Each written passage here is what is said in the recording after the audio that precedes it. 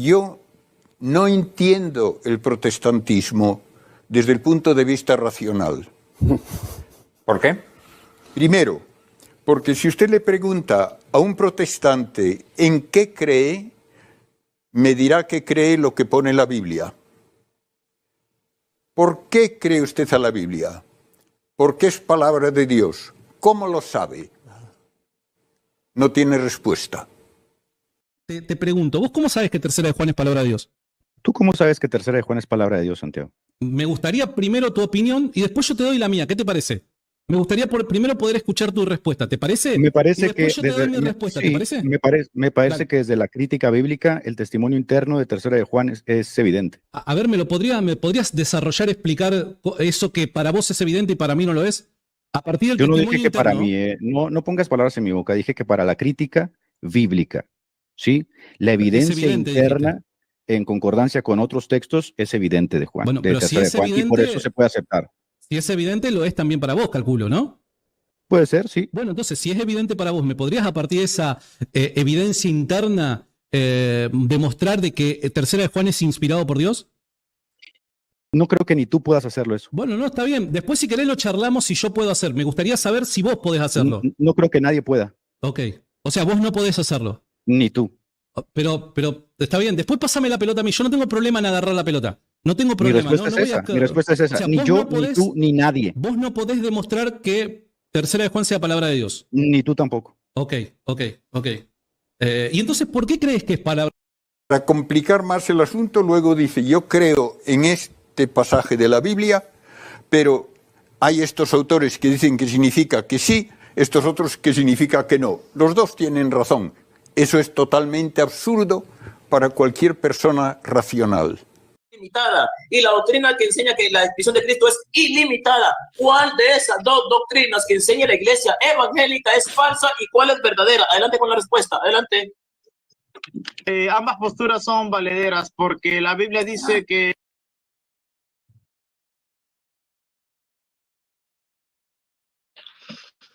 Un abrazo, hermanos. Sean todos bienvenidos a este nuevo live que va a estar buenísimo. Gracias por estar, los que se van sumando. ¿Qué tal, no? ¿Qué tal las posturas del padre Carreira? Probándose su planteamiento.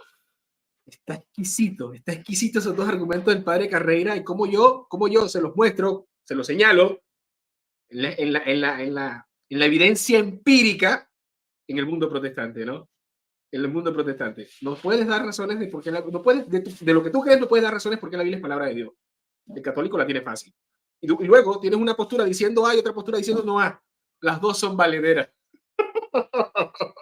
Violentando el principio de no contradicción por honor a la verdad, Dios mío.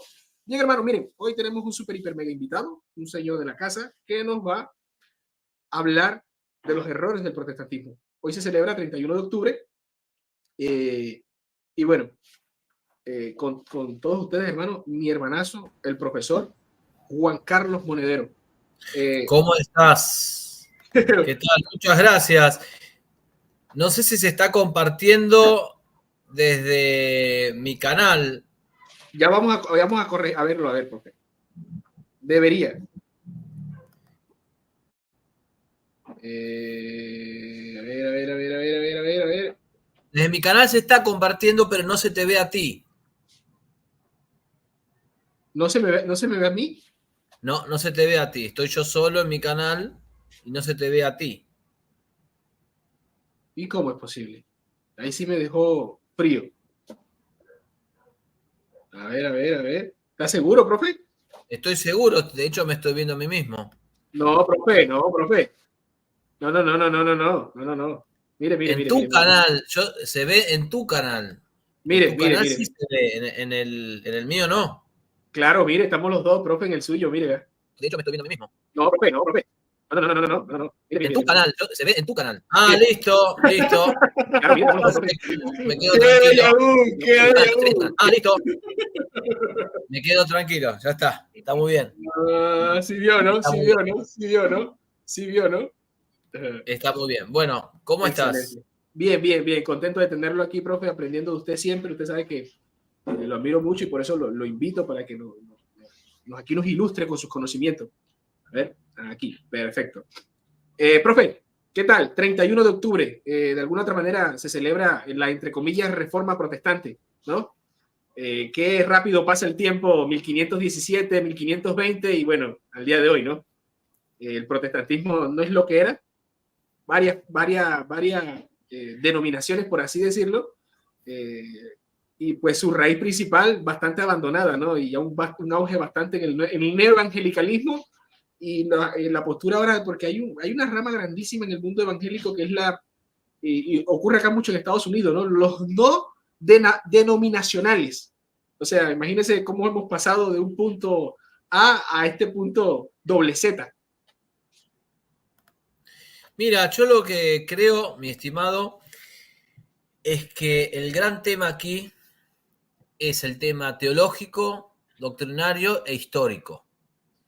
En el tema teológico tenemos el principio de sola escritura, que ahora vamos a empezar a conceptualizar. Y en el tema histórico están todas las consecuencias que se han producido con la enorme atomización del mundo protestante. Porque ni bien empezaron ellos a tejer su ruptura con Roma, se dividieron de Roma y se dividieron entre ellos mismos, ¿sí? Lutero no es Calvino, tendrá algunos puntos en común, pero ya están entre ellos divididos. Hoy mismo los grupos evangélicos tienen algunas doctrinas en común y miles de diferencias. Entonces, ya es hora de plantear si esto es una consecuencia, si es mala suerte o si es consecuencia de algunos principios protestantes que están en el seno mismo de la Reforma, ¿no? Sí. Si bien Lutero para 1517, profe, o sea, él quiso plantear una alternativa distinta al catolicismo romano, no, enseguida, o sea, de manera inmediata, comenzó a tener competidores. De alguna otra manera, decenas de, entre comillas, reformadores se le levantan a Lutero a competir con él y a decir, bueno, si tú te has separado de la autoridad de la iglesia, ¿qué autoridad tienes tú o por qué no separarse de tu postura? El hecho de ponerse de acuerdo ya comenzó desde el inicio de la reforma, va a decir Barraicúa, ¿no? Desde el inicio de la reforma ya se vivía lo que en esencia esta representaba, ¿no? Un desacato a la autoridad. Lutero a la Iglesia Católica, los seguidores de Lutero a Lutero, y así viceversa hasta el día de hoy, ¿no? Yo creo que se ven los dos. Bueno, hablemos. Empecemos a hablar porque si no nos vamos a volver locos. Bueno, en realidad todo esto es lo que quisimos decir. Esto es lo que pasa cuando discutimos el principio de sola escritura con los protestantes, que no se entiende nada. Hicimos una buena prueba, quisimos explicarles esto, ¿sí? Y que en realidad es un poco lo que ustedes acaban de ver.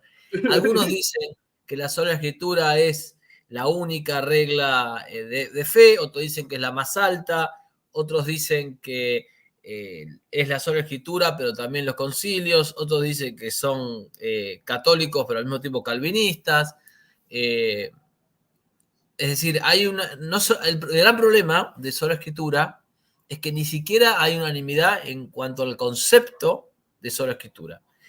Y eso luego se cristaliza como consecuencia en el principio de libre interpretación. ¿Sí? Un saludo para acá, para el amigo luterano. ¿Sí? Abrazo, hereje. Bien, entonces eso es clave. Es decir, lo que está pasando hace 5 siglos en el mundo protestante no es una consecuencia no querida, sino que es un efecto propio de la aplicación del principio de sola escritura. Por eso esa atomización en el mundo protestante hubo. Ok. ¿Y usted pensaría que la postura de la sola escritura es una salida o una escapatoria que hace Lutero a eliminar la autoridad o a desconocer la autoridad del magisterio de la iglesia para solamente refugiarse en algo? ¿En qué? En la supuesta sola escritura o darle la última autoridad a la escritura. Yo aquí hago una pregunta, profe, antes que usted comience a hilar aquí. Uno cuando estudia a los apologetas protestantes concerniente a la defensa que hacen o a la apología que hacen a la sola escritura, ellos plantean, o sea, si uno se pone a razonar de manera sencilla, uno mortal, o sea, si uno entiende o uno quiere entender algo, ellos ven a la escritura, ¿verdad?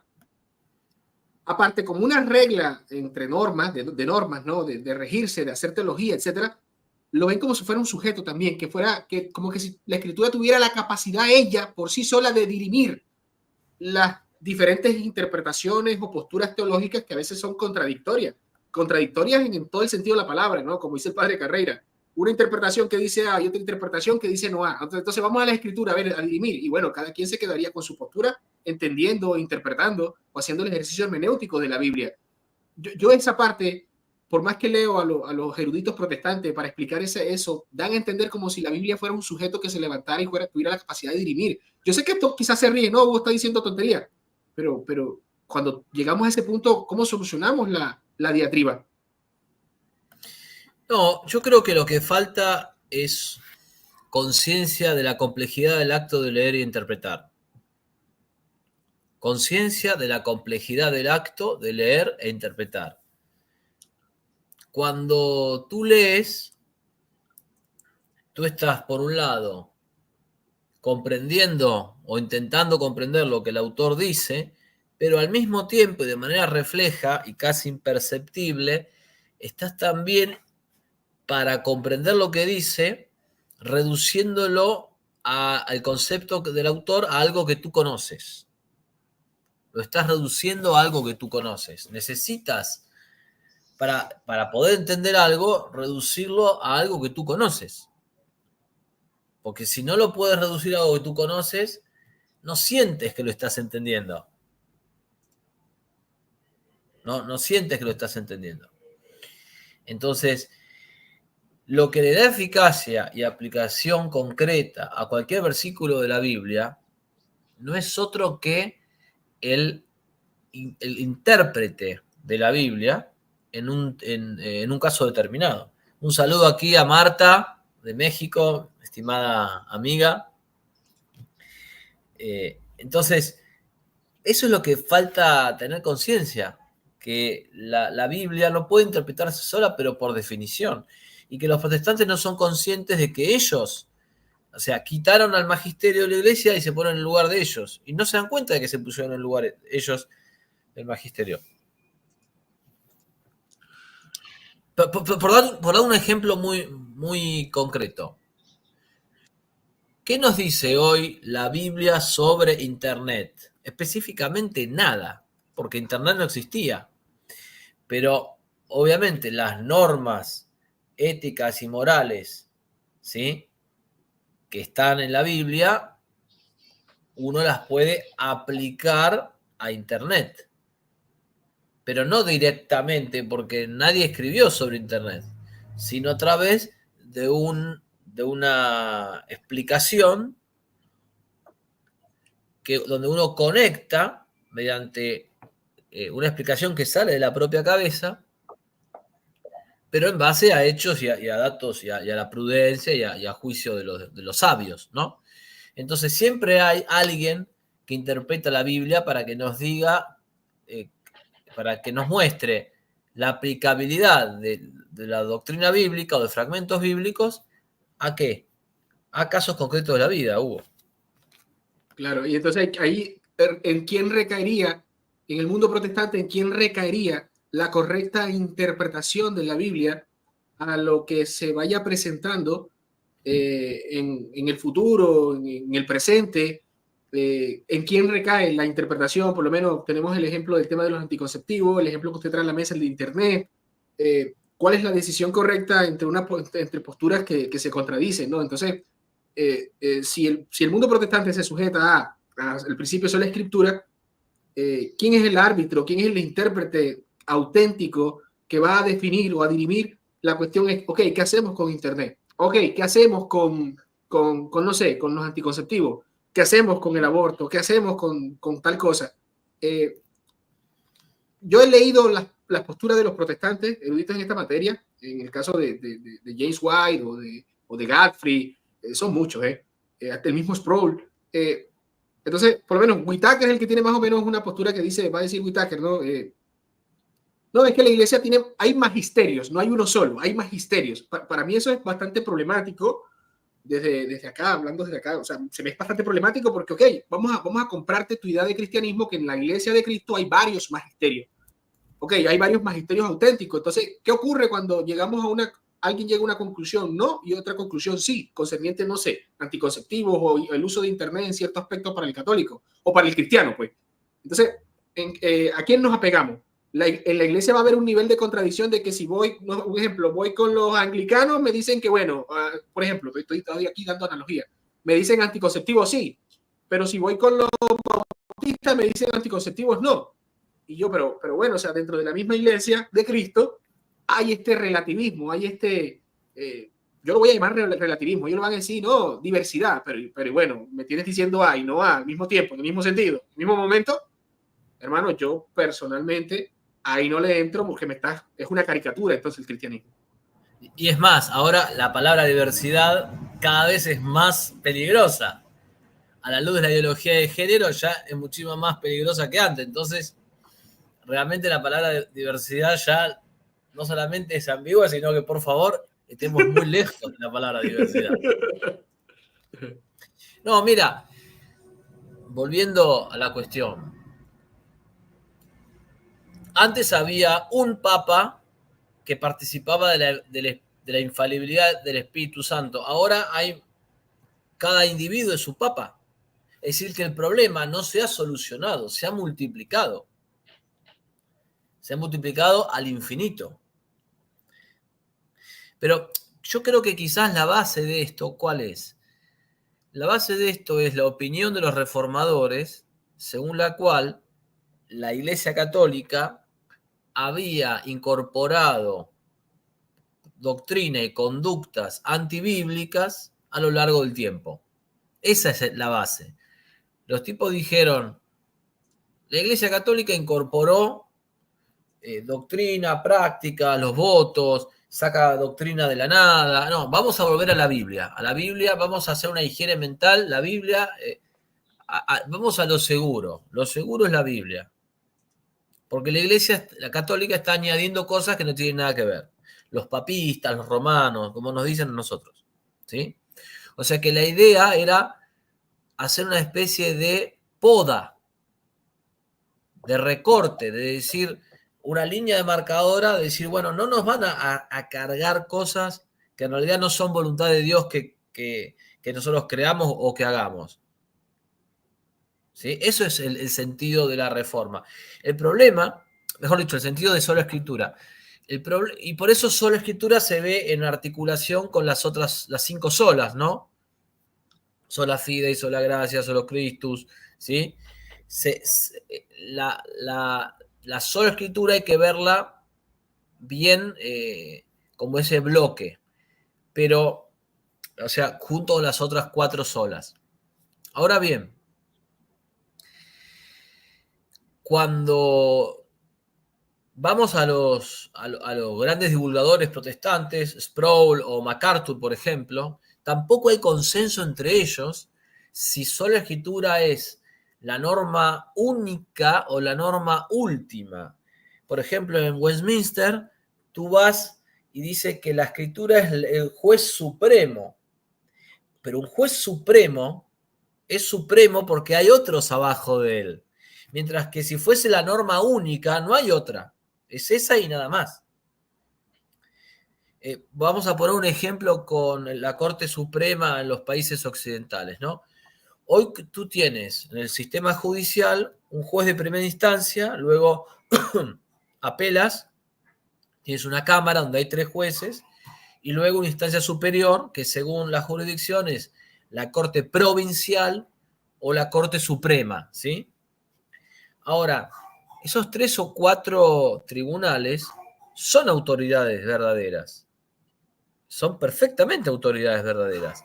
Pero son 3 o 4, y la más alta es la Corte Suprema de la Nación. Pero no es la única, es la más alta.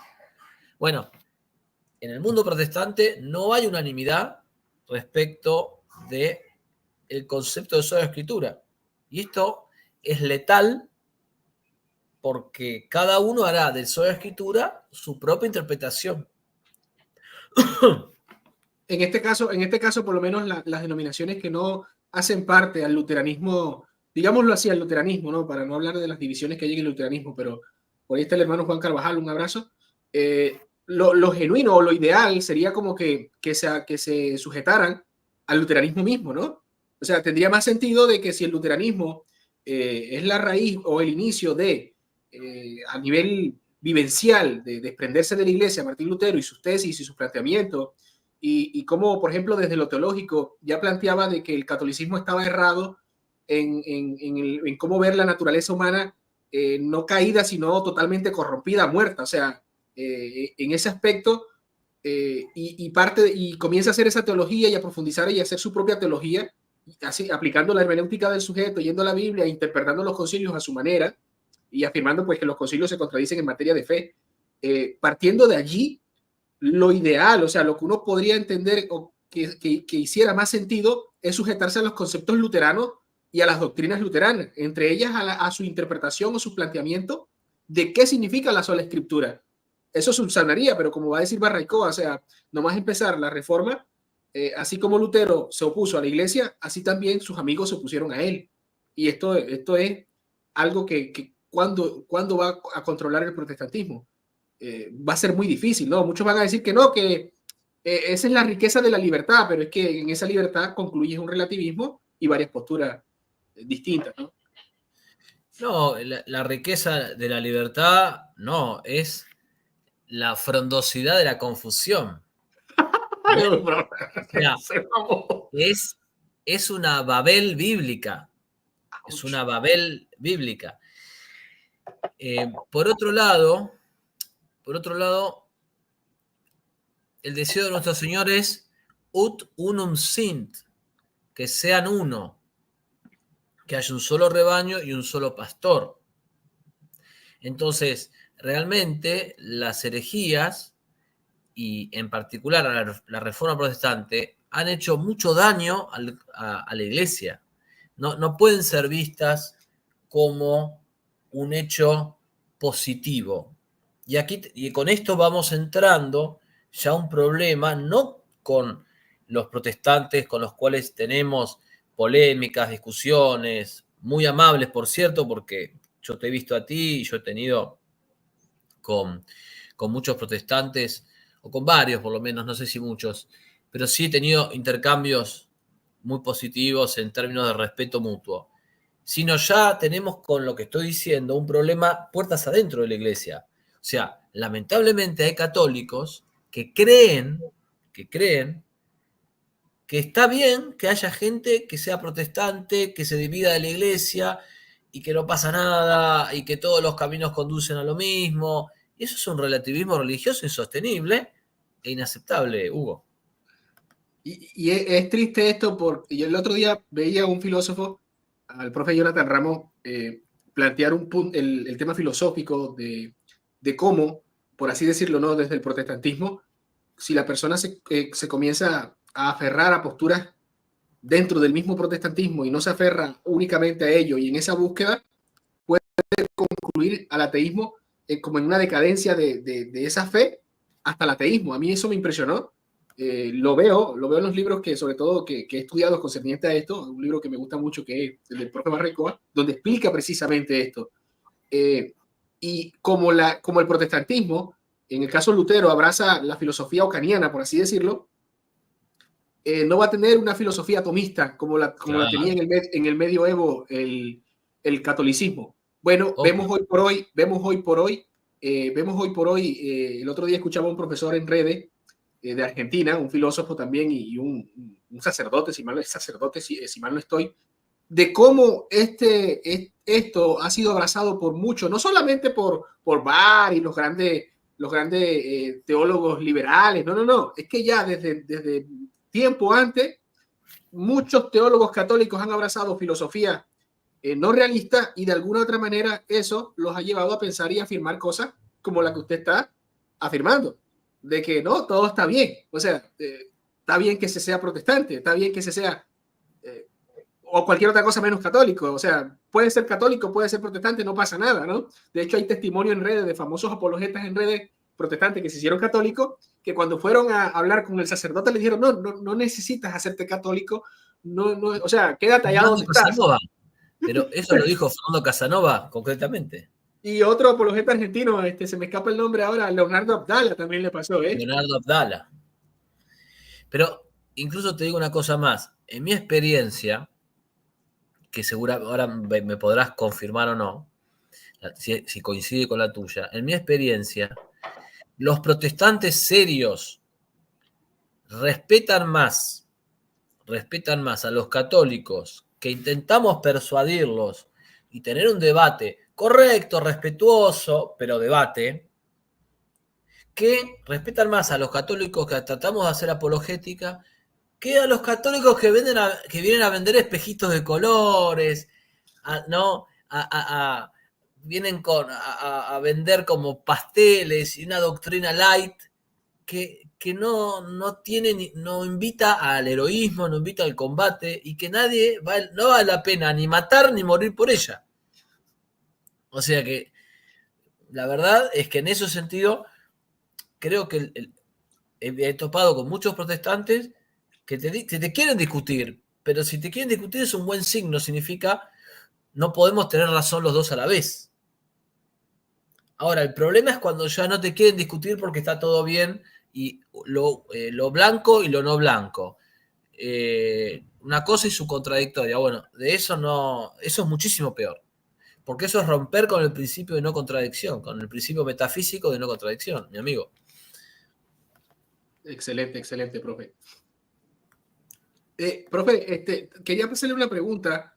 Yo estaba leyendo, ¿no? A ver. No sé si quiere adentrarse aquí, porque yo sí quería preguntarle, por lo menos Barracó va a tener un listado de las posturas o los planteamientos de Lutero cuando quiere reemplazar el paradigma católico para el paradigma que quiere establecer él, ¿no? Y él tiene remarcado algunas frases que no sé si quiere tocar ese punto hoy o otro día, pero yo sí quiero señalárselo y voy a aprovechar, que es que el tema de la naturaleza, ¿no? El hombre es malo y Dios también. El pecca fortir, ¿no? Y el otro, a ver si lo tengo por aquí, fornicar para fastidiar al diablo y la iglesia sin iglesia. El cambio de la eclesiología, ¿no? La eliminación de los sacramentos o reducción de los sacramentos a solo 2, la propia naturaleza humana.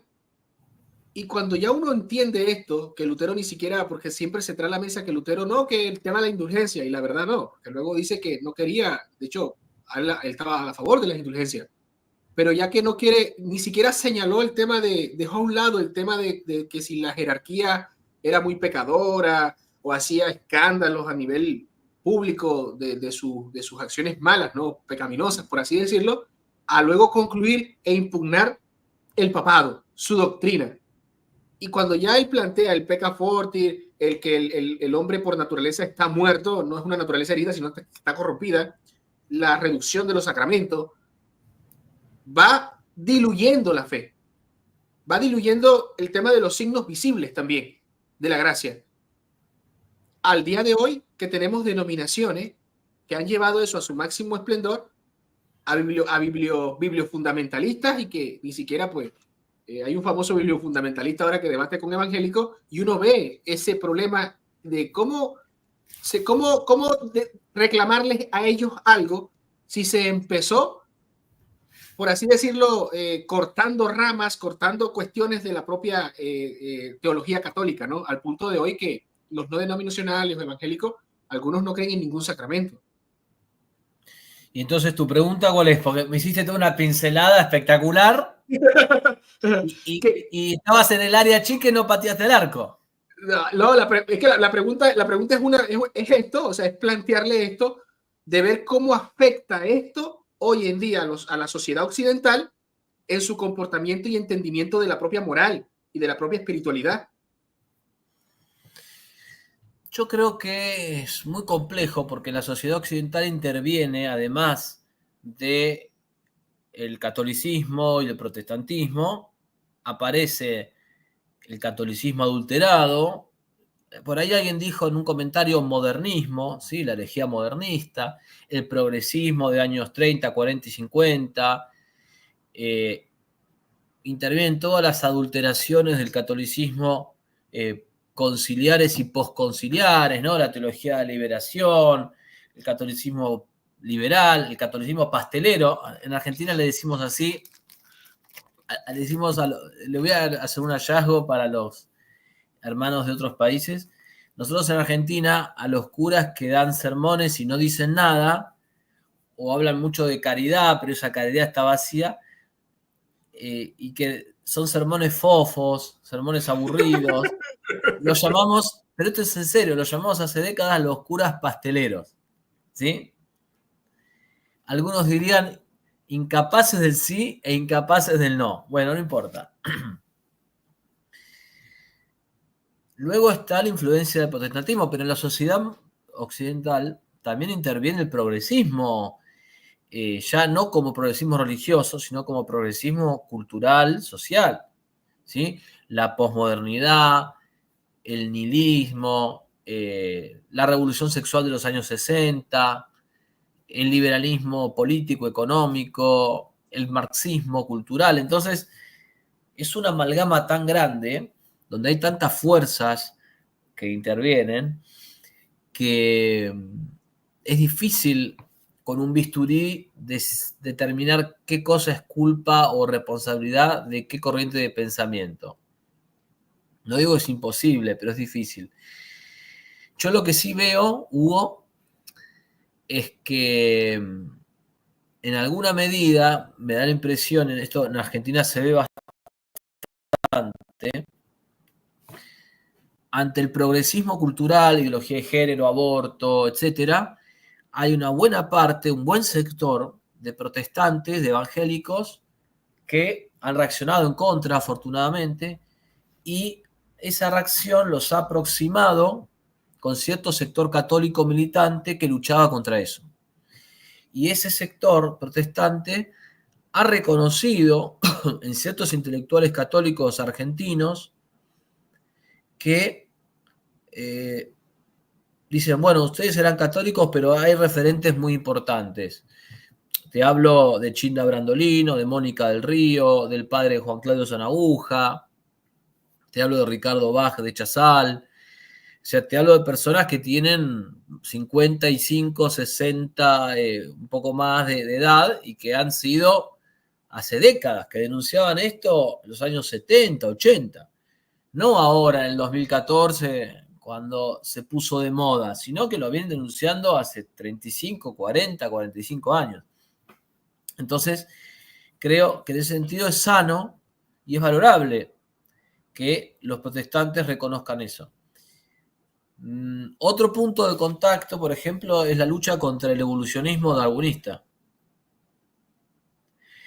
Hay en Estados Unidos un brillante abogado que es evangélico, que se llama Philip E. Johnson. Philip E. Johnson, que escribió un libro titulado Proceso a Darwin, lo publicó en los años 90, y ese libro es espectacular.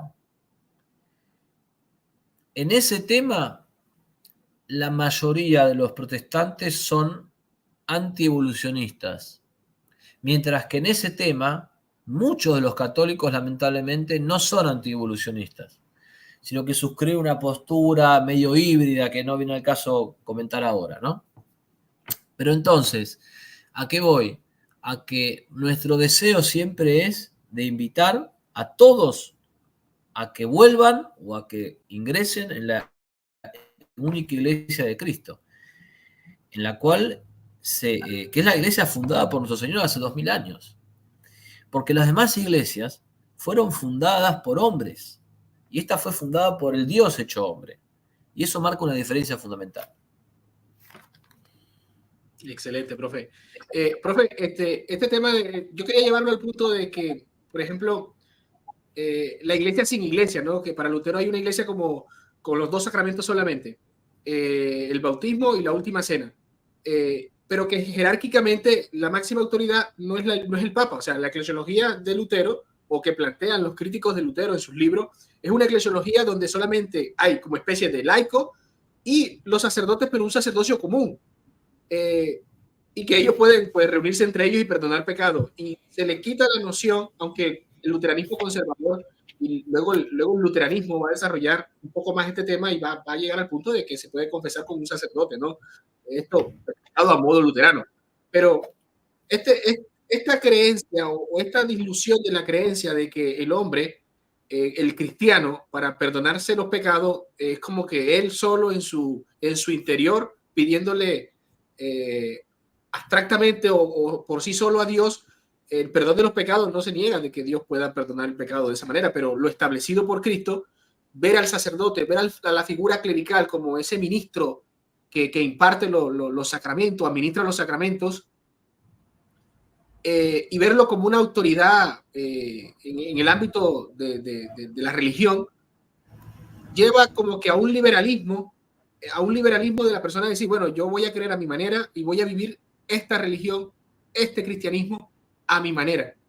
Ese impacto que vive la persona al reconocer eso y al abrazar esa postura va a desvirtuar la visión del cristianismo. ¿Usted cree que desvirtúa la visión original del cristianismo en su esencia?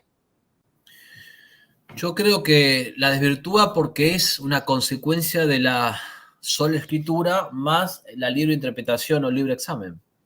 Es decir, hay temas nucleares y hay temas periféricos. El tema de la confesión es un tema importante, pero es periférico, es consecuencia, no es causa. Es efecto, no es el corazón de la cuestión. Entonces, si tú dejas como principio la sola escritura y luego como principio que tú la puedes interpretar como quieras, porque el Espíritu Santo te ilumina, a algunos Dios les va a inspirar confesarse de una manera y a otros les inspirará otra. Entonces, un Joker. Pero es esperable que pase eso. Claro. Es totalmente esperable. Entonces, yo por eso, ¿qué hago o qué sugiero como apologética? No digo que no debemos discutir cuestiones periféricas, pero hay que remitir al corazón del asunto. El corazón del asunto es solo escritura. Si el protestante no puede avanzar ahí, entonces debería, me parece, por honestidad intelectual, replantearse la sola escritura. Y si se replantea sola escritura, se replantea el ser protestante. Claro, es la base de la autoridad, porque ese traslado de la autoridad del clérigo a la escritura y justificar todo con la escritura en el sentido de que no, pues es lo que yo interpreto de la escritura o es lo que la escritura me dice a mí. ¿Cuál sería la manera en el orden fáctico, una vivencia que pueda vivir un protestante y verlo como un error? ¿Qué le mostraría? ¿Qué le diría usted a un protestante que abraza la sola escritura? ¿Cómo le plantearía a usted que la sola escritura es un error propiamente y que está mal? Mi estimado, ¿sabes cómo lo haría? Ok. Lo haría de la manera en que lo hice en un libro que estoy a punto de publicar. Lo esperamos con ansia. Que se llama Crítica Católica al Principio de Sola Escritura. Lo estoy anunciando aquí ahora, lo he terminado hace pocos días, y que cuenta con el prólogo, inmerecido por supuesto para mí, del doctor Dante Urbina. Si Dios quiere, pronto estará en Amazon para que el que quiera pueda adquirirlo y leerlo. Y ya te adelanto, Hugo, que por toda tu tarea que yo valoro, que vienes haciendo, te voy a obsequiar a ti un ejemplar. ¡Opa! ¡Opa! ¡Excelente! Eso desde ya. Algunos de los argumentos que estamos planteando aquí están en el libro.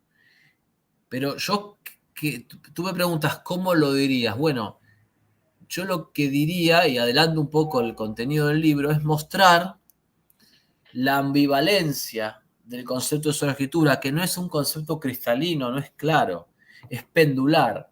A veces es norma única, a veces es norma última, a veces en algunos autores la sola escritura incluye los 5 primeros siglos de la Iglesia, en otros no los incluye, pero tampoco los niega. Hay autores que dicen, los reformadores dijeron solo escritura, y otros que dicen, los reformadores aceptan la tradición de la Iglesia Católica en la medida en que ellos consideren que no cuestiona las escrituras. Es más, algunos dicen que gracias Marta, muchas gracias por tus saludos. Algunos que dicen que los anabaptistas fueron tan lejos en su aplicación del principio de la escritura que no solo se niegan a aceptar el carácter de la tradición, sino que prácticamente consideran que todo lo que es tradición católica es falso. Y los reformadores dicen, no, nosotros no creemos que todo sea falso, creemos que tenemos el derecho de juzgarla. ¿Sí? Entonces, cuando uno muestra la polisemia del término sobre la escritura, ¿sí? La verdad es que nada firme se puede establecer en un principio ambiguo. Y eso es un punto clave del libro que estamos por publicar, si Dios quiere, ¿no? Excelente, profe, excelente. Esa parte que dijo me gustó mucho, porque la sola escritura no se opone a la tradición, la sola escritura no se opone a los concilios, la sola escritura no se opone a esto, a lo otro, a la medida que no contradiga la escritura, ¿ok? ¿Quién establece cuándo se contradice y cuándo no contradice tal cuestión a la escritura? No, hay métodos, hay lógica. El que está parado enfrente me va a decir exactamente lo mismo. Yo honestamente, la respuesta que he encontrado a eso, creo que la da Godfrey, va a decir, es que van a haber métodos y va a haber como especie, no sé, lo plantea como especie de un porcentaje, ¿no? O sea, ¿por qué los arrianos estaban equivocados y por qué los ortodoxos no? ¿Por qué Nestorio estaba equivocado y por qué el catolicismo no? ¿Por qué este concilio estaba bien y por qué la postura que se opuso al concilio no? Y bueno, todo queda como que a una interpretación, a ese sujeto que decide según él, según su lógica, según su interpretación, según sus estándares, según cómo resultó para él el mismo método que usó el contrario, porque el mismo método usó el contrario a decir que tal tradición, tal planteamiento, tal dictamen del concilio no contradice las escrituras. Yo veo detrás de la cortina allí al sujeto tomando decisión por sí mismo, basándose en su interpretación y en su juicio. No se dice que en el catolicismo no exista tal cosa como que hacer juicios, ¿no? Pero cuando se va a la chiquitita, definir doctrinas y dogmas no depende del laico. Depende de algo externo, que es un magisterio que la define y te la transmite, ¿no? Creo que el recorrer católico es un asentir, ¿no? Un entender, querer entenderlo, querer ver que no violenta la razón y bueno, está súper bien. Yo no soy el hermeneuta, yo no soy el biblicista, yo no soy el teólogo, yo no soy el erudito que va a aplicar la hermenéutica del sujeto para definir la doctrina. Ya el magisterio lo hace y yo la recibo, la vivo, la contemplo, etcétera, ¿no? Entonces, veo en esa frase que usted dijo allí, veo un problema que cualquier protestante debería preguntárselo. No contradice la escritura según quién y quién lo dice, quién lo determina. Vamos a otro ejemplo que me gusta mucho, ¿no? Recientemente, en la Academia Catena Áurea, los invito también a sumarse, ¿sí? Dictamos hace más o menos un mes y medio una clase sobre 3 errores de la sola escritura, ¿no? ¿Sí? Como era una clase de catequesis, los invitamos a que aporten, no tenía una tarifa, unos honorarios determinados, sino que invitamos a que cada uno pusiera una cifra simbólica y que pudiese adquirir la clase grabada, ¿no? Todavía sigue ahí disponible.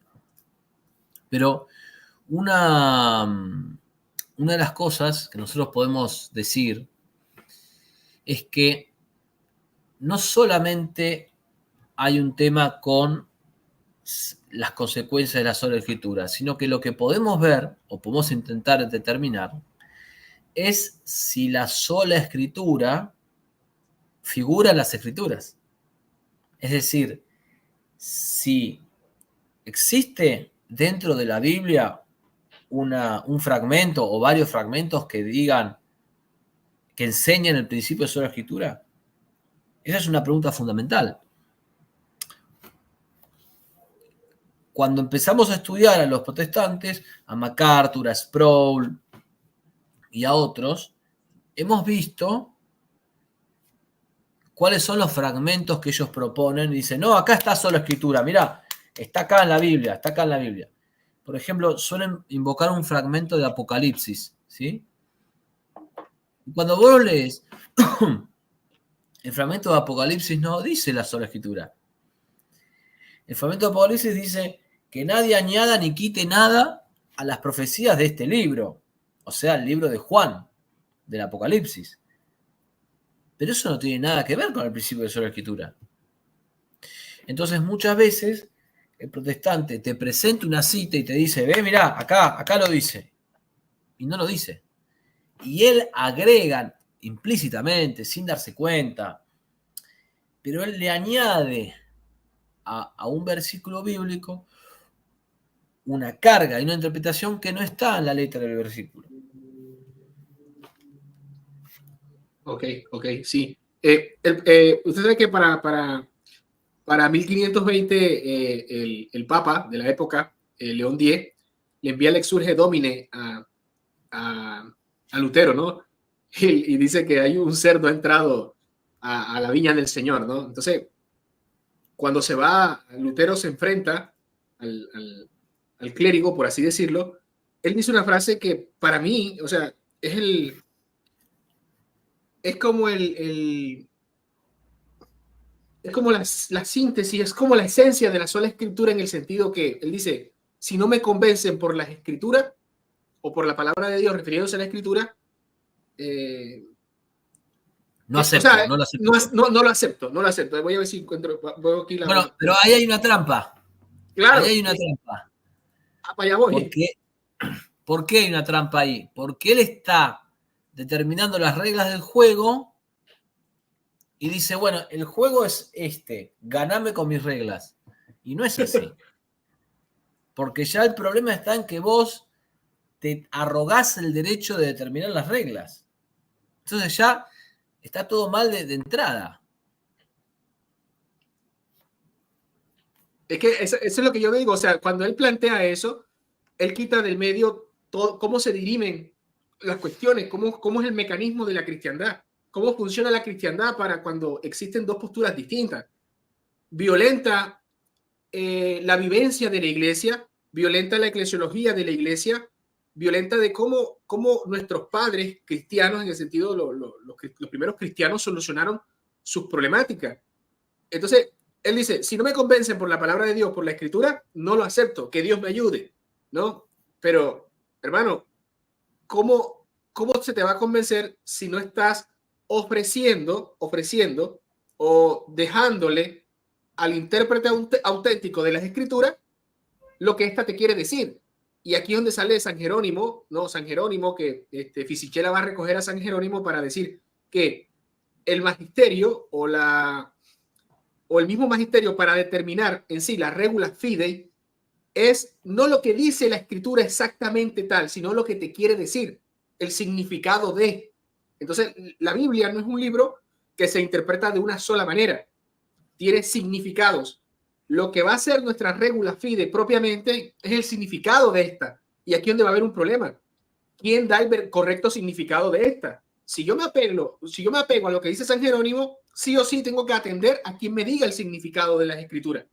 ¿Se entiende? Entonces, Lutero, cuando se enfrenta al clérigo, pregunta, si no me convencen por la palabra de Dios, no lo acepto. ¿Y quién te da el verdadero significado de la palabra de Dios en concerniente a lo escrito? Y es aquí donde entra el rol de que la iglesia siempre ha entendido de todos los siglos. Yo podría hacer un bosquejo histórico, Bernard Sesbou lo hace en la infalibilidad, en la historia de la iglesia, de que es el magisterio, de que es la iglesia maestra la que define y dirime las cuestiones de fe. Y es que solamente... Sí. No, Hugo, tanto es así lo que tú dices, que fíjate que también en el protestantismo hay una autoridad humana que la define, las cuestiones de fe. ¿Quiénes son? Claro. Cada individuo. Claro. Entonces, el protestantismo corre al Papa, corre al magisterio infalible de la iglesia. No estoy diciendo que el Papa es el magisterio infalible, digo, corre al magisterio infalible de la Iglesia y se coloca el magisterio infalible de sí mismo. Entonces, en vez de, volvemos a lo mismo, en vez de solucionar el problema, lo multiplica por 100. Porque, puestos a elegir, o sea, tú ponte los zapatos de un ateo. Un ateo te dice, acá hay una iglesia de 200 años, de 2000 años, perdón. No creo en esa iglesia. Y acá hay una iglesia que tiene 15 minutos. Y para el ateo es exactamente lo mismo. Es un tipo que se puso un bonete acá y que se pone a hablar. Entonces, la verdad es que, digamos, locura por locura, aceptemos la locura que tiene 2000 años. Lo digo medio en broma, medio en serio. Sí. Me gustó. No, porque, o sea, ellos creen, esto lo noté mucho, por ejemplo, yo estaba por ahí en el chat Santiago Larcón, le mandamos un saludo. Hace 4 o 5 años, Santiago organizó un debate con el pastor Will Graham, ¿no? Un caballero excelente, respeto. ¿Bien? Y ahí estuvimos los dos. Y él planteaba algo, decía, los católicos en última instancia creen en un hombre, nosotros en última instancia creemos en un Dios. Y yo le decía, Will, no es así. En última instancia, ustedes también depositan su fe en un hombre, porque hay un hombre, un tipo de carne y hueso, con una cabeza, 2 brazos, 2 piernas, 2 pulmones, un riñón, ¿no? O sea, un corazón. Hay un tipo que te dice en última instancia, este es el sentido de la Biblia. Tiene que haber un tipo o un conjunto de tipos. Pero no es que uno recibe una iluminación y cae así. Entonces, ellos tienen el mismo problema que nosotros. La diferencia es que nosotros tenemos una iglesia de 2000 años fundada por Cristo y ellos no. Entonces, por eso, volvemos a algo. La sola escritura no solamente tiene el problema de la ausencia de citas a favor, también tiene el problema de la presencia de citas en contra. Porque la iglesia fue primero un cuerpo vivo y luego se puso por escrito. Más aún, el padre Castellani, en un libro brillante, El Evangelio de Jesucristo, lo que dice es que los 4 evangelios no son textos donde los apóstoles se sentaron a escribir, sino que son repeticiones orales que luego se pusieron por escrito. Y por lo tanto, dice Castellani, los evangelios son, se entienden desde el estilo oral. Se entienden desde el estilo oral, puesto luego por escrito. Pero se entienden desde el estilo oral. Tanto es así que, fíjate, los evangelios se escriben 7, 10, 15 años después de la muerte de Cristo. ¿Eso qué significa? Que durante varios años la iglesia fue predominantemente una vivencia real, oralidad. Además, en esa época, al no era una época donde estaba difundida la alfabetización y la lectoescritura, entonces muchísima gente no podía leer la Biblia, por lo tanto la sola escritura no tenía sentido. O sea, la sola escritura no es una doctrina de la iglesia primitiva y no hubiese tenido sentido en la iglesia primitiva. Además del problema del canon, porque como tú bien sabes, y en esto permítame recomendar a un apologista brillante, José Miguel Arraiz, con Z, ese muchacho es una máquina. Hubo textos del Nuevo Testamento que se creyó durante mucho tiempo que eran apócrifos y hubo parte de la iglesia que no los tomó por inspirados. Y viceversa, hubo libros apócrifos que durante buena parte de los primeros 2 o 3 siglos hubieron ciertas comunidades cristianas que los tomaron por inspirados, pero finalmente no lo eran. Entonces, hasta el siglo IV, cuando tiene lugar el Sínodo de Roma, ahora que ya te voy a decir el año. ¿Sí? 382. Ahí está. Gracias. Hasta el siglo IV, final del siglo IV, no había una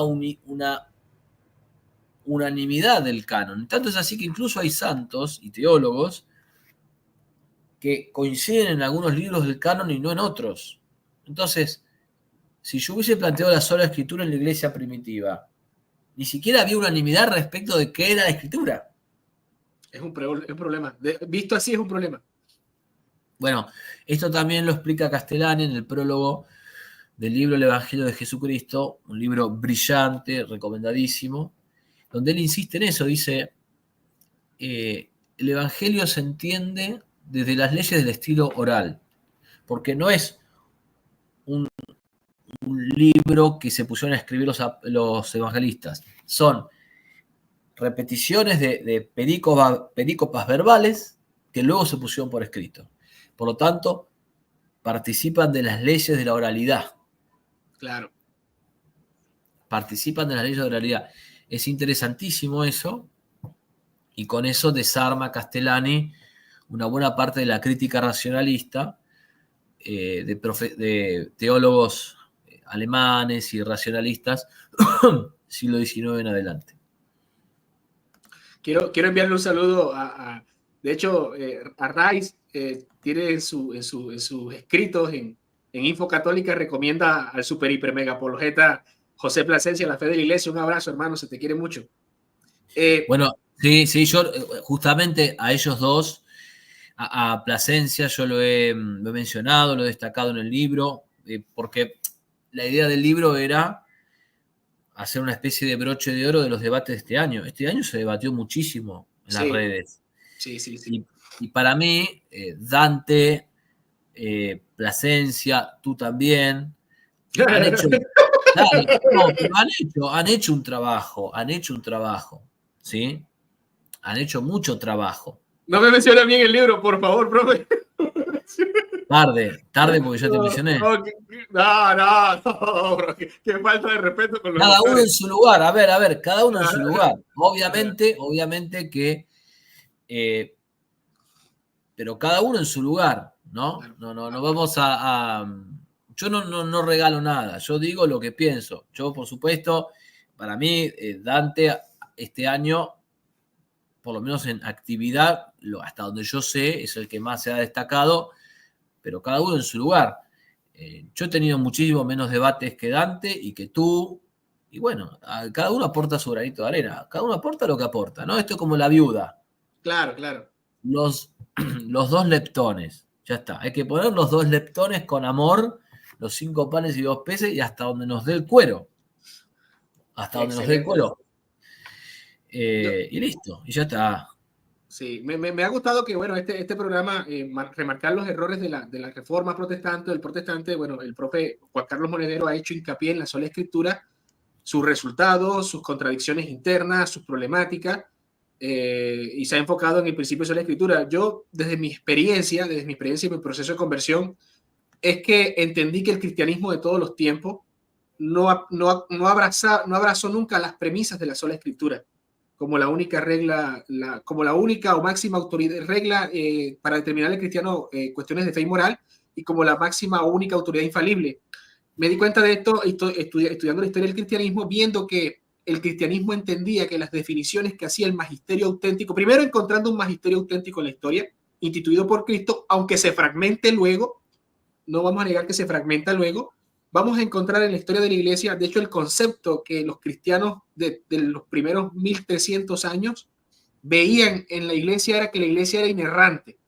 Le adjudicaban a la iglesia el término inerrante, pero con la concepción de la infalibilidad. Ya para el siglo XII, siglo XIII, es que comienza a acuñarse el término infalibilidad, pero con el mismo concepto, que es que la iglesia era asistida por el Espíritu Santo y que era la razón principal en la creencia de los cristianos, que al definir cuestiones de fe y moral no erraba. Entonces, al descubrir eso y entender la tradición católica y lo que significa el concepto de tradición, era o los cristianos de todos los tiempos versus Hugo Ariza. y aquí tenemos un problema. De hecho, por ejemplo, Joaquín, se me escapa el nombre, el apellido, Joaquín Arrebari o Ferravari, algo así es el apellido, después disculpen, él habla sobre la sucesión apostólica, el verdadero concepto de la sucesión apostólica y la eclesiología católica versus la eclesiología protestante, y ve en la eclesiología protestante una innovación con el fin de desvirtuar la eclesiología, bien sea que tengan los ortodoxos con la eclesiología eucarística, o bien sea la eclesiología mal llamada monárquica en cierto aspecto del catolicismo, que también abraza la eucarística, o bien sea la eclesiología conciliar, que también de alguna otra manera la abraza el catolicismo, pero porque es un acto del magisterio extraordinario, el concilio. Entender eso en la historia del cristianismo, vi que en la concepción de cómo entendían la iglesia, el principio de la escritura no entraba, se entendía que lo que definía la iglesia era palabra de Dios y era vinculante, incluso para la salvación, y señalaban a la postura contraria de hereje y anatema. De hecho, por eso se anatemizaba, porque iba contra la palabra de Dios, que era lo definido por la iglesia. Y yo dije, aquí, y claro, son muchos aspectos más, aquí no se puede entrar, aquí el principio de la escritura, que es lo que usted está enfatizando hoy, no se abraza con el cristianismo de todos los tiempos. Es ellos versus yo, o sea, prefiero quedarme con ellos, ¿no? Yo, a ver, ¿qué más podemos sumar al análisis, no?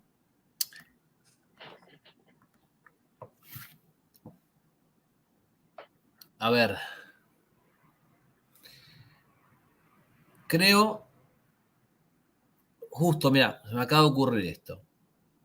El principio de sola escritura tiene su consecuencia, que es la libre interpretación, ¿sí? O libre examen. Una de las cosas que dice este apologista José Miguel Arraiz, en un artículo brillante, dice que los reformadores aplicaron al comienzo el principio de libre interpretación y luego, a los pocos años, prohibieron tajantemente a sus subordinados aplicar el principio de libre interpretación. ¿Por qué? Te imaginarás por qué. Porque fue tal el caos que se estaba generando que los tipos al principio, cuando empezaron a hacerse su espacio, invocaron la libre interpretación como diciendo, déjenme pensar. Pero una vez que generaron su quintita, su kiosquito, tenían que unificar doctrina. Entonces empezaron a ser implacables. Libertad, no. Y la persecución, la intolerancia, las penas de prisión para los que contradecieran a Lutero, a Calvino, penas de muerte. O sea, ellos acusaban a la iglesia de intolerancia, terminaron siendo muchísimo más intolerantes y brutales que la iglesia católica. Bueno, esto también hay que decirlo. Sí, sí. De hecho, pasó con Calvino, ¿no? El caso de Calvino y un opositor a Calvino, ¿no? Servetus, ¿no? El médico ese. Es un médico Servet. que es enviado a la hoguera, pero porque como que Calvino dijo, mátenlo. O sea. Sí. Sí. La verdad, me ha encantado sus reflexiones, profe, que haya enfatizado en la sola escritura. Y sí, tiene sentido. O sea, si el principio de sola escritura no se sostiene, yo no voy a exigir mucho. Si yo lo encuentro en los primeros siglos y en la concepción de la iglesia ortodoxa de todos los siglos, en el sentido de la que ha definido las correctas enseñanzas, si no lo encuentro, si veo que no lo abrazaron, ¿verdad? Y ya para mí es suficiente. Ya habrán personas que exigirán más, ¿no? Dice el hermano Unidos en la Fe, un abrazo, el hermano Leo. Dice, pero Hugo, ¿pudiste encontrar el contenido oral? Por ejemplo, según Juan 20:30, ¿cuáles son las señales milagrosas de Jesús no escritas que se han preservado? Yo entiendo que muchos apologetas católicos quieran utilizar ese pasaje. Yo no lo necesito porque yo entiendo qué significa la tradición oral. Entonces, si la tradición oral, me voy a lo macro, es lo definido de manera dogmática por la iglesia, ese es el contenido de la tradición oral. Si tú quieres encontrar la tradición oral, ¿a quién tienes que buscar? Al transmisor. ¿Qué ha dicho el transmisor? Tú quieres encontrar la tradición oral del cristianismo, busca al tradens oficial del cristianismo, el auténtico, que define las cosas. Si yo quiero encontrar las leyes de Colombia, tengo que ver que el Congreso de Colombia ha definido como las leyes que tienen que imperar en la nación. ¿Se entiende? Así de fácil. Si uno entiende lo que es la tradición oral, esta pregunta no encaja. Yo entiendo que apologetas católicos lo usen, para mí no es necesario, porque el catolicismo no te vende un contenido, por así decirlo, paralelo a la Biblia. Son definiciones de la iglesia que está vinculada con la Biblia. ¿Por qué? Porque ¿qué define la iglesia? Lo que no está explícito en la Biblia. Ese es el mecanismo. Entonces, el transmisor oficial transmite una enseñanza. Las enseñanzas que transmite es el contenido oral.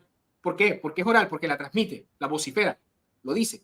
Es el mecanismo entre tradem, traditium, lo que es tradere, ¿no? Lo que es la tradición. Eso lo explica Robert Diman. Hay muchísimo, la verdad que hay infinidades de teólogos que lo explican. El mejor para mí es Benedicto XVI. Entonces la pregunta no encaja en lo que ofrece el catolicismo.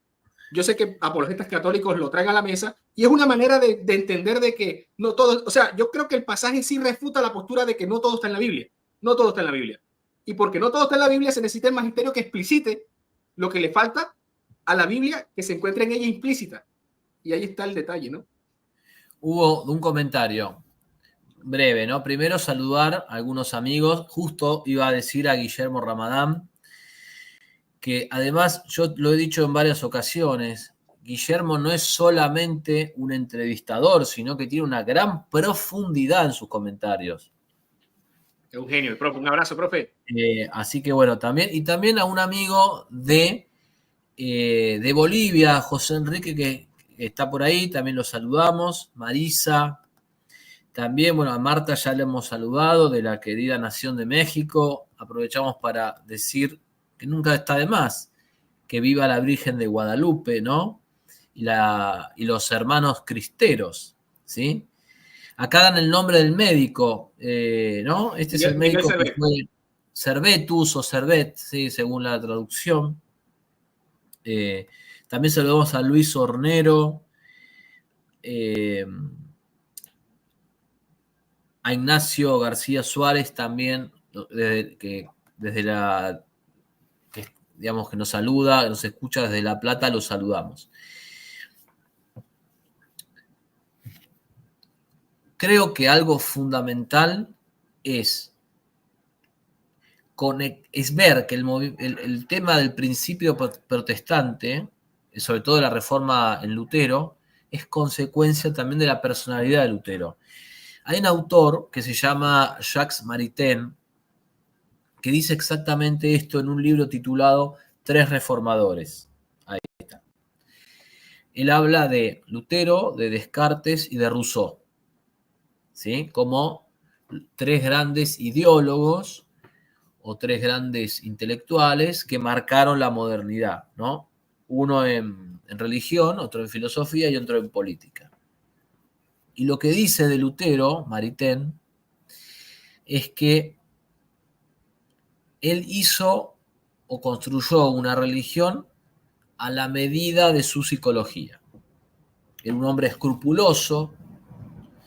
Hay 2 o 3 teorías de cómo él entró en la vida religiosa. Ninguna es buena. Una dice que él mató a alguien y que entonces se fue a ocultar en un convento donde la policía no llegaba, no podía entrar. Pero otra teoría, que es la que pone Maritain en su libro, dice que Lutero vivía en Alemania. En Alemania hay tormentas muy fuertes. Entonces Lutero en un momento estaba en la intemperie y de repente empieza una tormenta y la tormenta terrible, y Lutero, digamos, ¿cómo decirlo finamente? Se muere de miedo, ¿no? Se hacen los pantalones. Claro. Y entonces ahí realiza una promesa. Y le promete a Dios que si Dios lo salva, él iba a entrar en vida religiosa. ¿Sí? Entonces fíjate que la idea de peca y total no pasa nada porque si crees más, tienes más fe de tu que pecado, te salvas, es una idea que tranquiliza la conciencia escrupulosa de Lutero. ¿Sí? Por eso es que no se puede ver a la Reforma sin ver el contexto más grande de la modernidad. O sea, la modernidad con su centralidad en el sujeto. Hay un antropocentrismo, hay un subjetivismo, por eso es que yo interpreto lo que yo quiero, a mí el Espíritu Santo me ilumina, no necesito de la iglesia, no necesito el magisterio, hay un individualismo extremo, hay un antropocentrismo que termina, mi amigo, en un antroponomismo. El antroponomismo, la norma se la da el sujeto. Sí. Y eso, no en Lutero, pero sí en ideologías posteriores, va a terminar en una antropolatría, en una adoración del hombre. Entonces, fíjate el proceso. Antropocentrismo, el hombre es el centro. Antroponomismo, el hombre se da la norma. Antropolatría, el hombre es un dios. O sea, Lutero no llega a esa consecuencia, pero establece principios que luego el paso del tiempo y las generaciones van a ir actualizando, van a ir desplegando y va a llegar a esa consecuencia. ¿Y de qué estamos hablando cuando hablamos de antroponomismo, y antropolatría o antropocentrismo? Y con esto yo terminaría. Hablamos del pecado de Génesis 3. Seréis como dioses. O sea, en el fondo, la Reforma es el proyecto del hombre que se quiere dar la norma a sí mismo. Por eso dice, no necesito de la iglesia, yo puedo con mi propio juicio privado, me doy la norma a mí mismo, no necesito del magisterio, ni de la iglesia, ni de nada. Es la tentación demoníaca en el paraíso de Génesis 3. Excelente, excelente, profe. Eso que acaba de decir, mire, esto que está diciendo el profe, no se lo está inventando el profe. Hay muchos estudios sobre esto. Yo sé que son críticos, está bien. Yo estaba señalando aquí un libro que precisamente señala eso, o sea, la manera de cómo, bueno, aquí menciono un poco la historia de Lutero. Son muchas páginas, pero estaba tratando de sacar lo más esencial, ¿no? Lo que trae Lutero a la mesa. El profe señaló que la base fundamental va a ser la sola escritura porque es para determinar quién tiene la autoridad de dirimir y de primero definir qué enseñanza sí, qué enseñanza no, y transmitirla, y que el pueblo se adhiera a esa enseñanza. Acabé de definir lo que es la tradición. Entonces, en ese aspecto, lo que el profe plantea es sí, de hecho lo va a decir, los eruditos lo dicen, ¿no? O sea, lo que hace la Reforma y los reformadores, en el caso de Lutero y su personalidad, es justificar su actuar y sus inclinaciones. El católico acepta que tiene inclinaciones y lucha contra ellas y se martiriza, pero hace ese reconocimiento. Lutero va a justificar eso. Cuando plantea de que la libertad esclava y la sola fide, ¿no? Aquí en este pasaje, tengo otro aquí que el hombre es malo y Dios también, ¿no? Cuando Lutero le escribe a Erasmo, fornicar para fastidiar al diablo, iglesia sin iglesia, el tema de confesar los pecados, o sea, ser pecador y no decirle a nadie, no confesarte. Eliminar el sacerdocio ministerial por un sacerdocio común de los fieles, ¿no? Y todos estos fragmentos que dice el profe excelentemente se plantean de cómo de alguna u otra manera la Reforma va estableciendo sus parámetros y aplicándose a sí mismo cada quien sus normas, al punto de que ya no hay mandamientos ni eclesiológicos, ¿no? Nosotros tenemos los mandamientos de Dios y los mandamientos de la iglesia, por así decirlo, ¿no? Ahí me corrigen si estoy diciendo mal las cosas, pero uno ve cualquier librito católico y están los mandamientos de la iglesia. Y de hecho los sacramentos se ven como canales de gracia, pero también como que lo que debe de buscar el cristiano para su santificación, ¿no? Y una de ellas es confesar los pecados y pagar penitencia. Y todo eso conlleva a la persona a reconocer sus pecados y a no justificarse, sino reconocer que peca y ir a confesar sus pecados y a tratar de no cometerlos más. pero no justifica su inclinación diciendo, no, esto es porque yo estoy caído y no soy culpable de. De hecho, Barraicó en este pasaje va a decir, citando a un teólogo, que va a ser algo curioso con la reforma, ¿no? Va a ocurrir algo curioso. El catolicismo es, para justificarse, fe y obras. Fe y obras.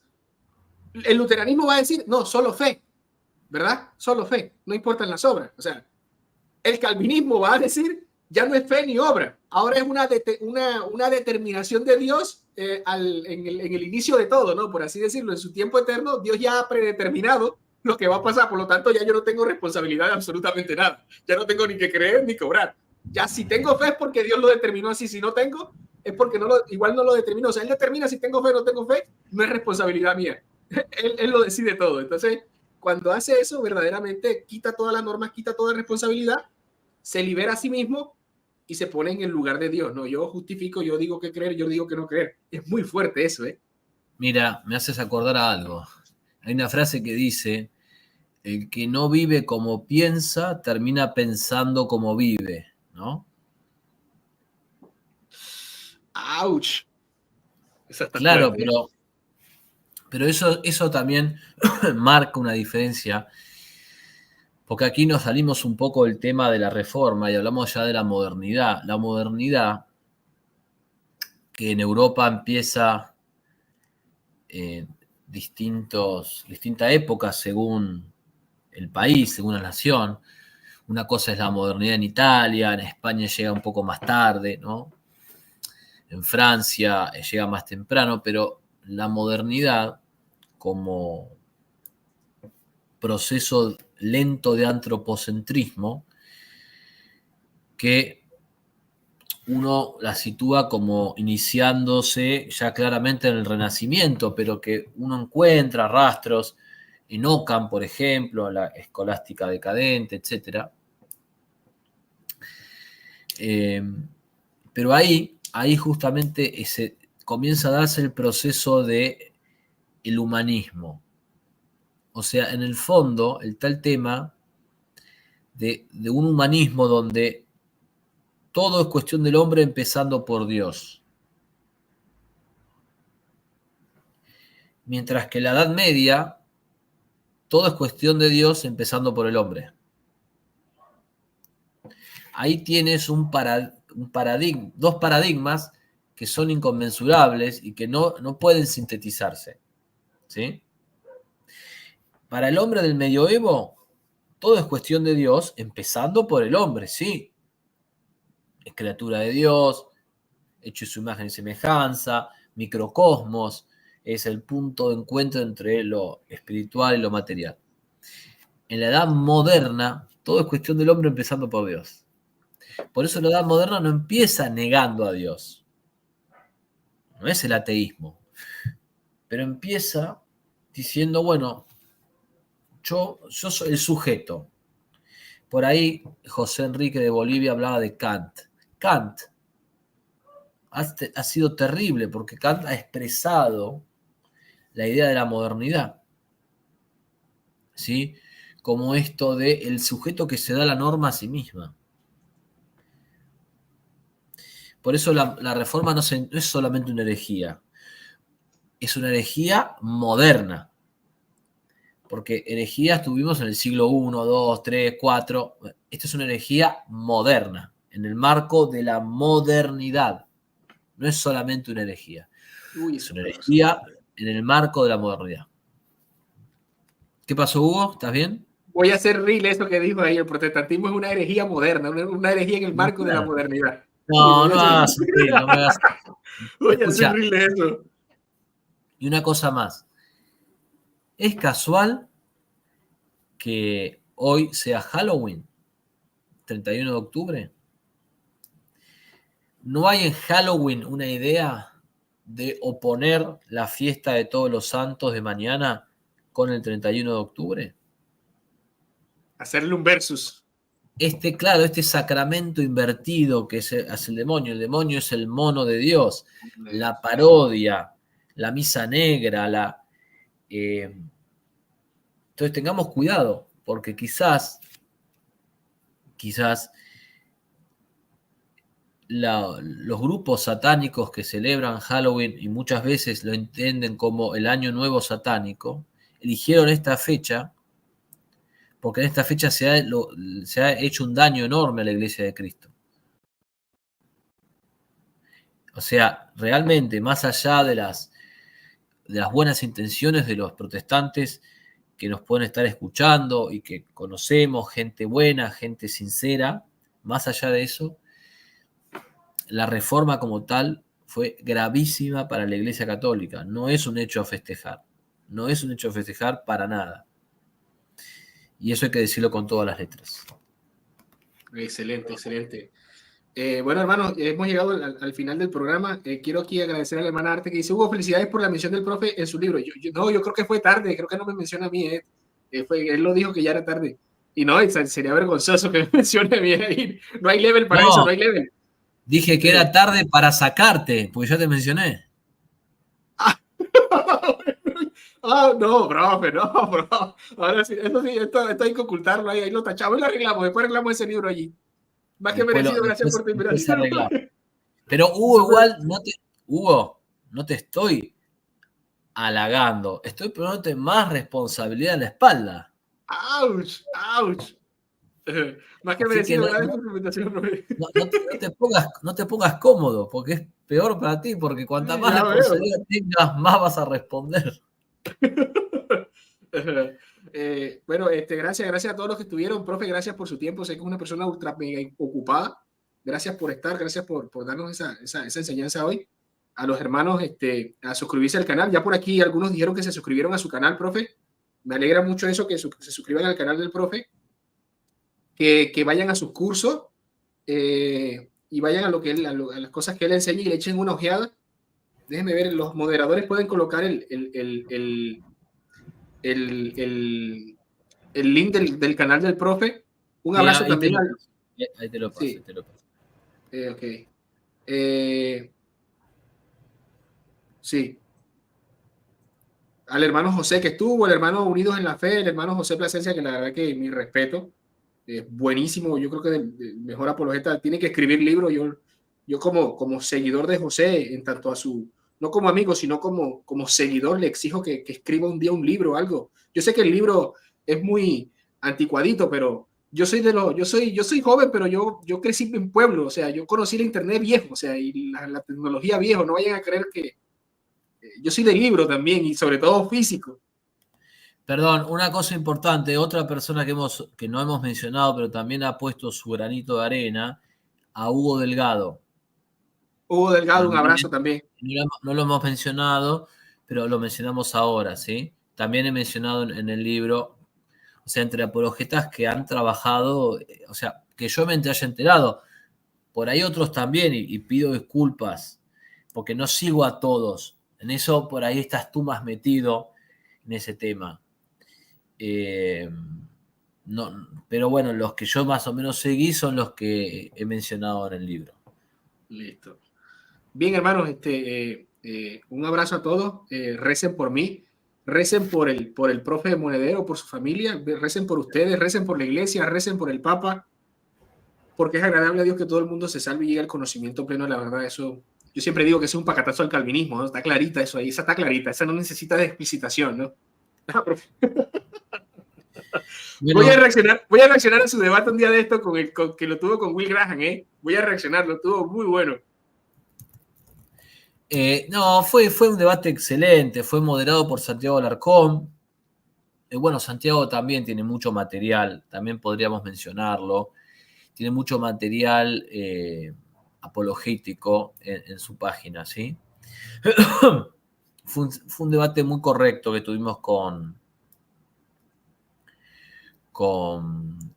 Will Graham. También en otro momento tuvimos un debate con Enrique Gutiérrez, ¿sí? Y con Carlos Veloz. Y con Jonathan Ramos también. Con Jonathan Ramos. Pero no sobre un punto de protestantismo.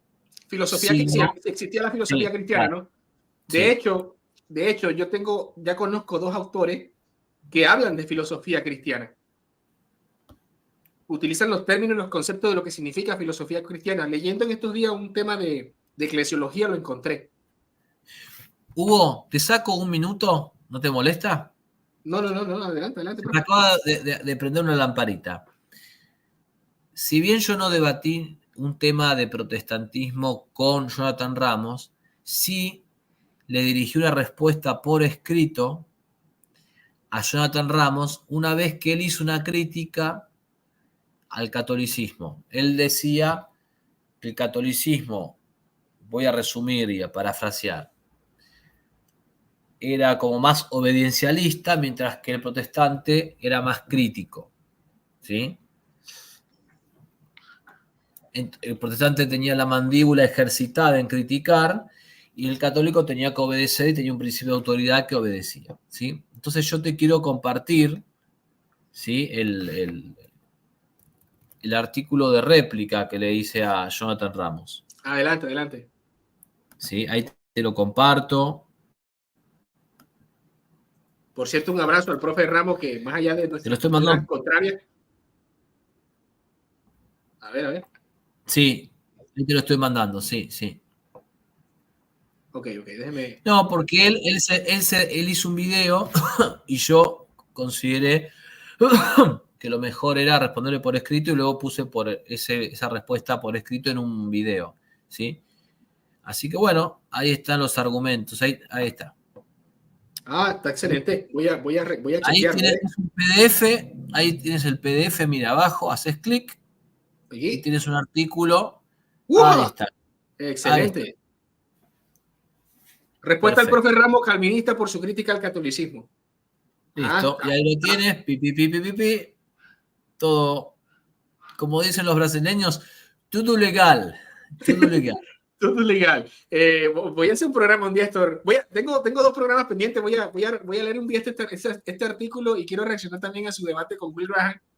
La verdad que me encantó, me gustó. Lo vi en su momento y vamos a ver qué tal, ¿eh? Espera que les comparto el link de la respuesta al profesor Ramos al público. Se las comparto ahí. Y ahora se las comparto también en el otro chat. Excelente. Bueno, creo que es todo. Ahora sí, y te agradezco muchísimo la invitación. Y creo que es bueno que haya espacios católicos justo un 31 de octubre para ilustrar a los fieles sobre estos temas, ¿no?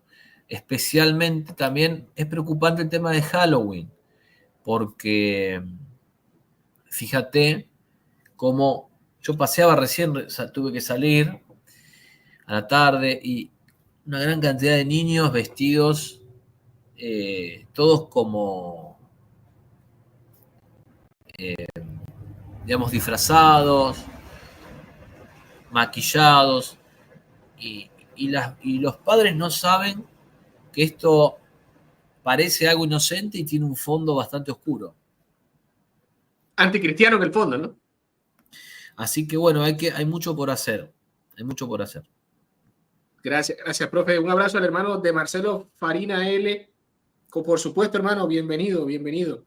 Al hermano protestante David Martínez, que conozcan también un poco lo que se plantea desde el mundo católico y cómo se ven algunos aspectos de la sola escritura. Y a todos los que tuvieron que no saludé, hermano, gracias al hermano, a la hermana Arte por su superchat, gracias por el apoyo y gracias a todos, hermano. Pasen buena noche, Dios los bendiga. Bueno, será hasta la próxima. Chaito a todos. Muchas gracias, adiós, hasta pronto, saludos a todos.